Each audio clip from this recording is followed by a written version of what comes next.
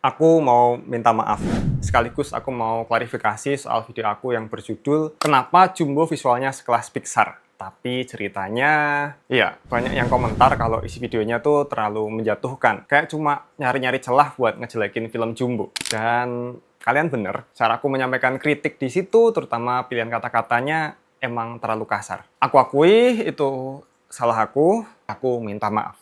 Tapi buat yang bilang aku punya crab mentality atau nggak mau lihat film animasi Indonesia sukses, justru sebaliknya. Sejak sebelum Jumbo tayang sampai setelahnya, aku juga udah bikin beberapa konten shorts yang ngajak orang buat nonton Jumbo. Bahkan di video panjang dan di live stream juga, aku ajak orang nonton. Di sini aku mau menegaskan ya, aku di sini bikin video ini dan bikin video panjang yang kemarin itu kita nggak kepingin menjelek-jelekan film Jumbo atau apa namanya, membuat film Jumbo itu harusnya nggak ditonton. Enggak, tonton guys, karena itu film gila, bagus banget animasinya. Karena aku sendiri kerja di industri kreatif dan otomatis aku seneng banget lihat ada animasi Indonesia sebagus dan seramai ini. Masalahnya adalah cara penyampaian aku di video itu beda banget dari biasanya. Biasanya aku pakai format esai yang lebih rapi dan struktural, tapi kemarin tuh ya aku salah banget. Diksinya kelewat pedas. Jujur aja waktu bikin naskahnya aku emang lagi kejar momentum, riding the wave, dan itu bikin aku salah arah.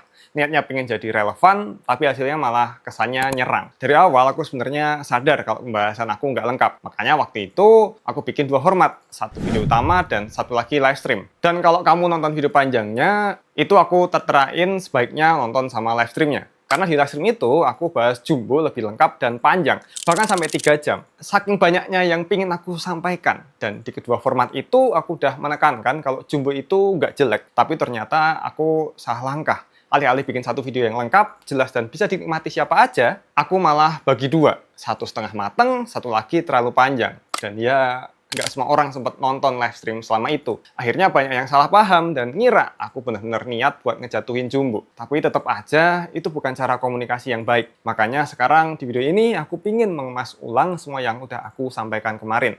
Baik di video utama maupun live stream. Dalam format yang biasa aku pakai. Naratif, terstruktur, dan mudah dicerna. Tanpa ngubah apa yang udah aku sampaikan. Dan video kemarin juga aku nggak hapus. Jadi kalau kamu mau membandingkan isinya, bisa. Tujuannya juga masih sama. Biar kamu bisa ngerti apa sebenarnya yang aku maksud. Dan kenapa aku sebenarnya kesel. Itu bukan karena Jumbo jelek, tapi justru karena Jumbo udah oke banget. Dan aku greget karena ada beberapa hal kecil yang kalau dibenerin bisa bikin film ini jadi beneran bagus. Dan aku komen gini sebagai penonton, sebagai penikmat film. Jadi komentar aku bukan karena aku yang paling jago atau yang lebih hebat dari Jumbo, enggak, tapi pure komentar dari kacamata penonton yang menikmati film. Sayang banget potensi sebesar itu menurutku miss di titik yang seharusnya bisa bikin film ini makin dalam dan menyentuh. Utamanya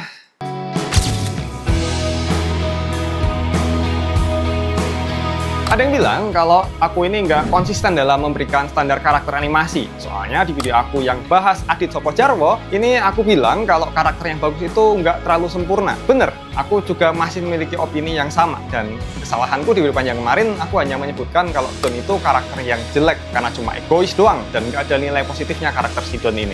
Sebenarnya bener, Don ini emang digambarkan egois yang bocil banget. Dan itu adalah karakter yang oke karena nggak sempurna. Terlihat manusiawi karena memiliki kelemahan. Sayangnya, fokus di cerita Jumbo ini tuh ada banyak. Si Don yang ingin membuktikan ke Atta dan teman-teman kalau dia itu nggak beban. Si Don yang egois ingin memanfaatkan Mary untuk pentas. Si Don yang membantu Mary dengan menyelamatkan kedua orang tuanya. Coba deh, andai misalnya fokusnya cuma ke si Don yang egois aja, pasti ceritanya bakal lebih terfokus dan rapi untuk menyelesaikan satu masalah itu. Dan untuk menunjukkan karakter egoisnya Don, nggak perlu sampai berkali-kali. Sampai penontonnya jadi kesel dan nggak respect ke si Don tokoh utamanya. Contohnya kayak di film animasi lain, yaitu Cars. Sepanjang film itu fokusnya ke Lightning McQueen yang nggak cuma egois, tapi juga sombong. Ditambah dengan si Lightning ini tuh emang punya skill. Jadi wajar kalau dia ini sombong dan egois, mikirin karir dia. Sementara si Don itu, hingga akhir film nggak diperlihatkan skill dia tuh aslinya apa. Iya, dia suka baca cerita, tapi cuma cuplikan aja. Malah cuma muncul sekali aja skill kemampuan nyanyinya si Don. Andai aja, si Don ini diperlihatkan punya kemampuan baca cerita atau nyanyi yang sering dipuji omanya, pasti lebih ngena kan? Sementara kalau kita bandingin nih, cerita di Cars hanya fokus ke gimana Lightning sadar kalau dia nggak bisa egois dan sombong terus-terusan. Bahkan ketika filmnya berakhir dengan Lightning mengorbankan kemenangan yang dia mau banget demi menolong mobil lain, kita sebagai penonton malah respect ke Lightning dan kita sadar kalau dia itu di akhir udah nggak egois lagi. Andai aja kalau Jumbo ceritanya ditulis dengan satu fokus seperti itu, soal perjalanan Jumbo yang egois karena punya skill dan akhirnya sadar kalau dia egois, pasti ceritanya lebih oke. Atau enggak, fokus ke cerita hantu Mary aja. Jadi openingnya langsung adegan waktu Mary dan keluarganya diserang Pak Kades. Dan kita tahu sepanjang film itu endingnya bakalan seputar nyelamatin Mary. Karena sejak awal film kita udah dibangun ya, ekspektasinya ada sosok misterius yang sedang menyerang makam, dan hantu yang kabur itu pasti nanti akan minta tolong ke seseorang atau gimana biar masalah itu selesai. Dan akhirnya kita tahu sepanjang film itu endingnya bakalan seputar nyelamatin Mary. Karena kalau fokusnya adalah soal Don kepingin diakuin teman-temannya dan nggak dianggap beban, di akhir film Don itu masih ngomong, "Teman-teman, aku ikut ya." Padahal kalau ada temannya yang manggil, "Don, sini ikut." Itu tujuan Don buat diakui udah tercapai. Sayangnya di akhir itu nggak ada kata-kata ajakan dari teman-temannya dia. Dan sepanjang film si Don itu nggak kelihatan jadi cekatan atau cepet di antara teman-temannya. Padahal teman-temannya kan ngeluh kalau Don itu lambat. Jadinya nggak sesuai sama fokus tujuannya si Don. Makanya andaikan aja fokusnya soal petualangan menyelamatkan hantu orang tua Mary, pasti jadi lebih bagus ceritanya. Selain itu ada juga yang komen, abangnya ini nggak pernah berimajinasi kali ya, makanya nggak bisa nalar dan nerima alur Jumbo. Aku justru suka banget ngebayangin dan bikin dunia fantasi di karya-karyaku. Kalau kamu cek YouTube aku yang satunya, Mantle Studio, itu isinya film-film pendek yang isinya imajinasi aku sama timku. Dan itu kualitasnya ya biasa aja, nggak bisa dibilang bagus juga, tapi ya menghibur. Karena selalu ada unsur fantasinya. Misalnya di salah satu video aku ada adegan cacing raksasa ngancurin gedung DPR. Kalau cuma lihat cuplikannya, pasti aneh banget. Kenapa kok bisa ada cacing raksasa di tengah Jakarta? Tapi kalau nonton dari awal, semua terasa masuk akal karena kami berusaha buat masukin penjelasan kenapa ada cacing raksasa dalam videonya. Karena menurutku tantangan di cerita fantasi itu justru gimana bikin keanehan-keanehan di dalamnya itu terasa logis. Jadi pas nonton film kayak Jumbo, aku selalu penasaran gimana ya sistem dunia mereka dibangun. Aturan dunia kenapa bisa ada hantunya kayak gimana ya. Tapi sayangnya di film Jumbo, aku masih belum nemu fondasi yang menjelaskan hal-hal di dalamnya yang berakibat adanya plot hole. Padahal nih ya, kalau dijelasin sedikit aja, pakai gambar, foto, atau dialog dikit aja nih, bakal banyak banget hal-hal di Jumbo yang jadi jelas. Andai aja, waktu adegan hantu Mary itu yang awalnya nggak bisa disentuh, sampai pas jabat tangan sama Don itu harus pakai buku, tapi pas mereka nyanyi tiba-tiba Mary bisa disentuh. Kalau adegan jabat tangan pakai buku itu dihilangin, atau si Mary bilang dalam situasi tertentu dia bisa disentuh, itu jadi masuk akal dan bisa diterima. Alasan si Mary milih Don juga kurang kuat kalau cuman karena Don bau melati. Terus di akhir dimunculkan fakta ternyata omanya Don temannya Mary. Andai aja ada alasan bau melati itu diganti dengan, "Kamu baunya sama kayak teman aku dulu, bau melati, dan dia baik hati. Jadi aku yakin kamu juga baik." Jadi begitu di akhir omanya cerita dia punya teman Mary, itu jadi lebih nyambung. Ada juga soal melati kalungnya Mary. Menurut aku keberadaan kalung melati ini kan buat nunjukin waktu yang Mary punya. Nunjukin kalau terbatas waktu dia. Jadi kenapa Mary malah ngasih melati ini ke Don? Alasannya apa? Kalau waktu Mary ngasih melatinya ke Don dan bilang itu sebagai bukti dia percaya kalau Don bakal nepati janjinya, kan jadinya lebih mudah diterima. Terus soal radionya Pak Kades dan latar belakangnya beliau bisa punya kekuatan menghilangkan arwah, yang mana aku sesalkan karena nggak diceritakan di dalam film ini. Andai ada tambahan cerita pas lagi flashback nyeritain istrinya yang meninggal, sekedar waktu lagi bersedih tiba-tiba dikasih radio sama dukun misterius lah atau apalah. Karena kalau boleh jujur, eksistensi radio yang Pak Kades ini itu anomali, nggak jelas sumbernya. Andai ada penjelasan soal skill Pak Kades dalam menciptakan alat astral ini, jadinya kan sumber radionya lebih jelas. Ada pula waktu akhir nih ketika Don bertemu dengan arwah ortunya,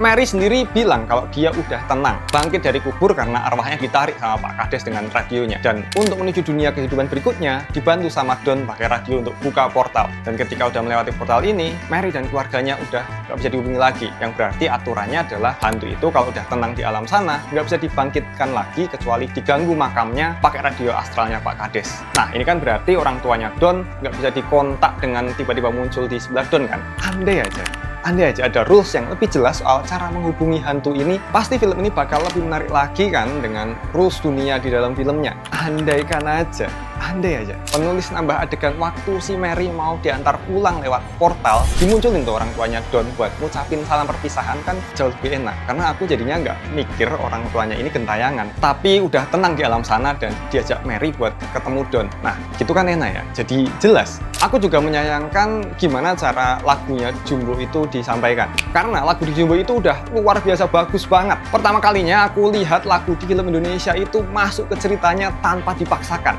Tapi, andaikan aja nih, waktu ibunya Don nulis lagunya itu dikasih adegan nyanyinya. Terus pas si Don dan Mary tampil di panggung, nyanyiin lagu itu.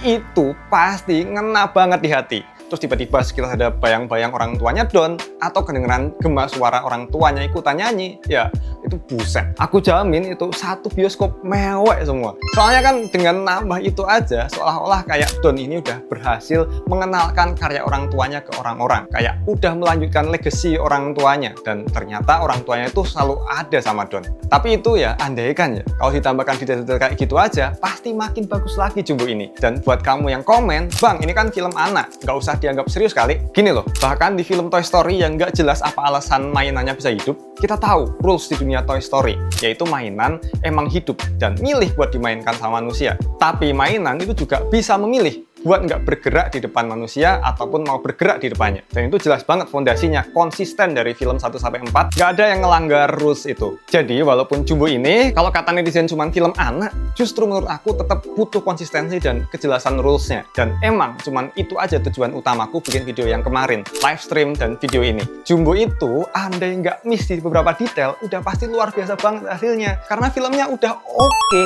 Tapi sekali lagi aku tekankan ya, Jumbo itu nggak jelek. Sesuai yang aku bilang di live stream, aku kepingin semua orang nonton Jumbo. Ayo, ajakin orang-orang sebanyak-banyaknya buat nonton. FOMO-in aja nggak apa-apa. Pokoknya, Jumbo harus bisa jadi film animasi yang paling banyak ditonton di Indonesia. Ngalahin Frozen 2. Karena Jumbo dengan kualitasnya saat ini adalah pijakan, patokan, dan fondasi awal untuk industri animasi Indonesia. Dengan kita nonton dan dukung Jumbo, kedepannya kita bakal punya film-film animasi yang lebih bagus lagi. Aku justru menyayangkan karena yang banyak dikritik dari Jumbo ini adalah nilai akidahnya. Iya, banyak yang mengkritik soal pemilihan karakter Mary yang notabene hantu atau setan yang bagi mereka ini nggak sesuai dengan ajaran dalam agamanya. Padahal menurutku nggak apa-apa bikin film yang agamanya netral dan beda dikit sama yang ada di dunia nyata. Ya, selama bisa ditonton semua orang yang bahkan bisa sampai ke luar negeri. Bukan berarti karena Indo mayoritas Islam jadi otomatis kalau bikin film harus isinya beragama Islam juga kan. Kesannya kan kayak nggak boleh bikin cerita yang sebebas mungkin kalau di Indonesia. Bahkan walaupun ceritanya itu nggak melanggar etika dan norma. Apalagi moral-moral dari film Jumbo ini ada banyak dan cocok buat anak kecil. Dan ngomongin soal kritik,